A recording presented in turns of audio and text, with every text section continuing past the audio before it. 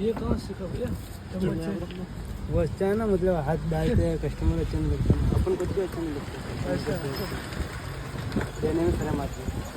ऐसा है, शायद अच्छा है तुम्हारा।